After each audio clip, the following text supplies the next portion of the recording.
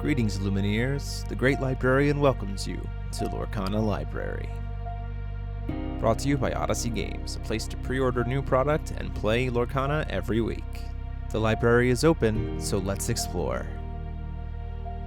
Hey there, Illumineers. This is the Grand Librarian here in Lorcana Library. So many of you have reached out for the reference material on our Amber Sapphire tempo list, and we said, you know what? Let's go ahead and share it from the library's records to your deck list spaces. So this is Amber Sapphire tempo is what I call it. For those of you who are maybe unfamiliar from a deck TCG area, the idea of a tempo deck is kind of this mid-range, like middle of the game kind of deck that really works on trying to incrementally gain advantage over the course of a game through controlling the board or kind of holding back when it's going to use its spot removal or not flooding too much, so that every kind of card is generating you an incremental amount of value every single time that you play it, so that when you get to the late game, you'll always have more resources than your opponent, or you'll always be able to respond to anything your opponent is doing.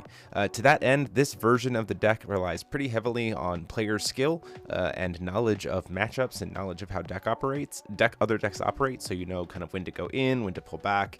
And I would also say that this is still work in progress, certainly some things that have been adjusted to make better use of our local meta at Odyssey Games, just some things to keep in note. And also there are some cards that I want to fit into it, but we don't have our copies yet. So this is the list, super fun. I do want to say the initial build to this list comes from my friend Slay, who plays on Pixelborn, actually good friends with Slay from a different card game that we played together, and so it's cool to also get this kind of inspiration from him, at least in the core idea in this game as well. So thanks a lot, Slay. Good to have you here. So moving into the list, first off, our 1-drop slots is 4 Flounder and 4 Stitch.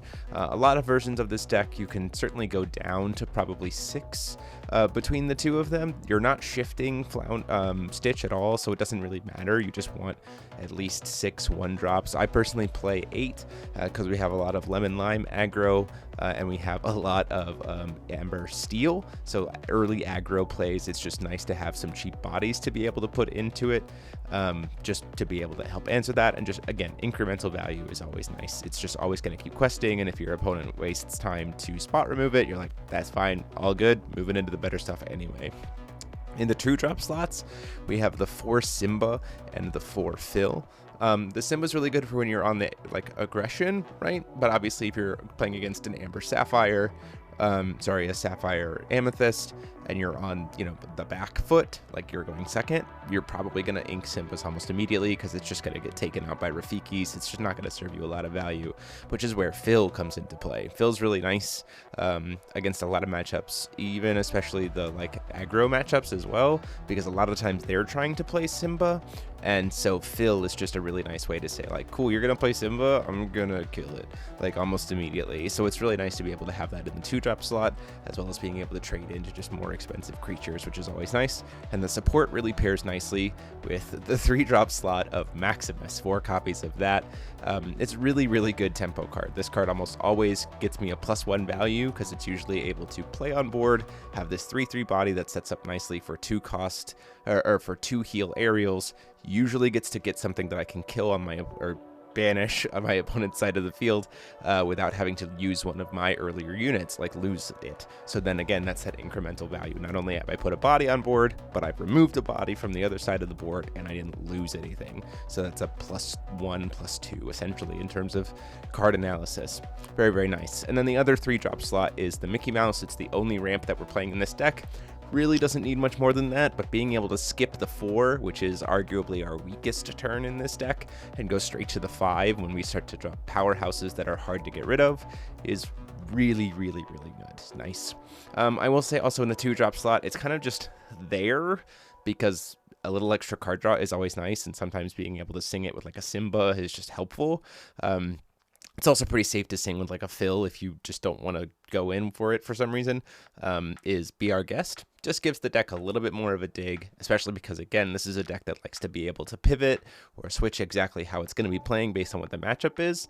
And so incremental value from the sake of Be Our Guest to be able to grab the type of character that you're going to need for the matchup is really, really helpful. In the 5-drop, also, go back to the 4-drops. In the 4-drop slot, we are playing the full package of 4 Hades. The card is insane. Like, honestly, one of the best cards in the deck. You know, the stat line is meh, it's not so great, but it does create the Hades infinite loop, which when you're playing against and like other late game decks is just a way to just always be able to stay in the game, especially because we're playing the Eye of the Fates, which is also in the 4-drop slot. So the idea of Eye of the Fates plus infinite Hades is just gross. The infinite loop for Hades, by the way, is have a Hades in hand and a Hades in the graveyard or the discard pile. So you play Hades, buy back Hades, and then just hold the Hades in your hand. So you just always have this infinite cycle of 3-2, 1 quest, potentially 2 quests off of Eye of the Fates. It's just great value there, especially if you get to the late game and you have 3 Hades in the loop somehow. Play Hades, grab Hades, play Hades, grab another Hades, keep the 3rd Hades in your hand, and then you're just threatening 2 to 3 to 4 lore based on the number of Eye of the Fates every single turn, and your opponent just has to try to answer that. Also in the 4-drop slot here, you'll see we're playing 2 Belle. Mainly we're playing that because we don't have 4 copies of Hades. I think these immediately get replaced into 4 copies of Hades if I can, but for the time being, it is really nice to just suddenly have this, I got to 15 lore, play a Belle, tell you to answer it or the game's over. Sometimes it's nice to be able to just kind of close out a game very quickly that way in certain matchups. So I don't necessarily hate it. I could see myself going to 3 Hades and 2 Let It Go or Be Our Guests, just to be able to keep the Bells in play, right? Because I have actually won games that I maybe shouldn't have, just because of being able to have that in the back pocket is very nice. In the 4-drop slot as well, we're playing everybody's favorite Amber card, which is for 4-drop Rapunzel. I don't really think that needs much to be said about it. It is just an insane card, and there's so many ways in this deck to be able to set up for really nice 3 damage kind of combinations, especially because we have creatures who can reduce attack or have just naturally high defense anyway, and so you can just really easy 2 and 3 off of Rapunzel's insanely well. In the 5-drop slots, we have the 4 copies of Maleficent, 4 Let It Goes, and 2 Jasmines. Really like the Jasmines to be able to play against the Steel decks. I have found that my win rate with this deck when I play against Steel, if I stick a Jasmine, skyrockets, because almost nothing they do is able to wipe the board at that point, and even if it deals some damage to stuff, I just heal it right back up. So it makes Giant Tank feel bad, it makes Draw Your Swords feel bad, it makes Hans feel bad, and it's just really nice to have in the back pocket. Again, 5 defense is huge, sets up nicely for Rapunzel draws easily, and questions for 2, so it's like an immediate threat.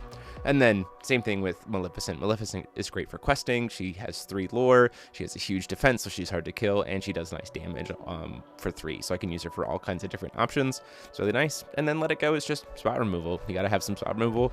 I don't play Dragonfire. The advantage here is that Let It Go is inkable, which is nice. We skip the 6-drop. Oh, sorry, no, we do have the 6-drop slot, which is Robin Hood, 4 copies. This and Eye of the Fates, I will say, are the cards that within the first 3 turns, I pretty much always know whether I'm going to cast them or not that game, and so they'll very quickly get inked if I'm not. If I'm playing against the hyper aggro decks, this is never coming down, so it's going away. I'm just always going to have more cards than you, but if I'm playing against evasives, I'm going to try to hold on to this just so I have an evasive answer, which is very, very nice to be able to have. So again, the name of the game in this deck is know the matchup and be flexible, and this is just another great card that adds into that cycle. And then last cards of the deck in the 7-drop slot are the Hades. Again, at least 3 I would want to play mainly, probably 4. It's just excellent spot removal on a great defense, great attack, great lore scoring thing. And in this game against most matchups, when Hades is coming down, giving them an extra ink, unless they're just like really far behind, doesn't really do much. Like the changes in tempo from like 7 to 8 ink aren't huge. You know, obviously if you're playing against a Ruby player, Ruby Amethyst, and they're stuck at 5, I probably don't play the Hades and get them to 6 to help them then get to 7 so they can be prepared. But it's nice to have in the back pocket for when they stop dropping things like Ursula, Maleficent, you know, Mickey Mouse, like Brave Little Tailor. Like, it's just nice to have, and most of the time I'll hold it. Like, you'll see me go for Let It Goes over Hades most of the time for spot removal, simply because I want this to be a better tempo swing where I'm removing a body and putting a body on board. And I'll like hit less impactful stuff with like a Let It Go. And then lastly, Surfer Stitch. Surfer Stitch is insane. This card is absolutely bonkers. Huge attack, huge defense, insanely hard to kill. This deck has so many high defense things that it almost always draws me 2 cards, and you just constantly keep drawing and threatening it. And 4 damage, being able to attack for 4 with a defense of 8 is crazy strong. Like, you can just really set up really nice plays to get your opponent's board spot removed. So this is the list that I'm playing currently. Again, those changes that I would talk about would be maybe going down in 1-drops if you expect the meta to be not as much like hard aggro. I would also consider, you know, again, going up on the Hades, kind of changing this suite of cards here with like Belle, Hades, and the number of BR guests. There is something to be said about maybe trying to play some cards to help serve the spot removal earlier, or like in the 3-drop slot. I've seen people consider the idea of Shmi. I've also considered people playing a better 4-cost card in the form of You Have Forgotten Me. I'm not super impressed with that card, especially, you know, it might be worth playing a couple copies of just to find room for it in the deck if you want to play around with it. It's just an idea to help, again, rip cards out of your opponent's hand. I'm just not impressed with it because it's not immediately impacting board state. So, and then again, if you look at the deck's cost right now in terms of uninkables, we're playing 4, 8, and currently 10 uninkables in this. So very easy to keep your curve up. Almost always going to be able to play on curve as much as you want and get to wherever you need to be for the deck. So that is the list. Hope you guys enjoy it. If you're playing something a little bit different, let us know in the comment section down below. But until next time, the library is closed. It's time to check your books, and we'll see you next time.